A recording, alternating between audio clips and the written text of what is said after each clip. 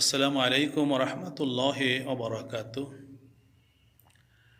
হজরত আদম আলাইহিসসালাতু আসসালাম আল্লাহর কাছে যে দোয়াটি করেছিলেন সেটি হলো এই, রব্বানা যালামনা আনফুসানা ওয়া ইল্লাম তাগফির লানা ওয়া তারহামনা লানাকুনান্না মিনাল খাসিরিন। এর অর্থ হচ্ছে, হে আল্লাহ, আমরা আমাদের উপরে জুলুম করেছি। আপনি যদি আমাদেরকে ক্ষমা না করেন, আমাদের উপরে দয়া বা অনুগ্রহ না করেন, তাহলে অবশ্যই আমরা ক্ষতিগ্রস্ত হব। আল্লাহ পাক রব্বুল আলামিন এ দোয়াটি কবুল করলেন এবং আদম আলাইহিসসালাম এবং মা হাওয়াকে ক্ষমা করলেন।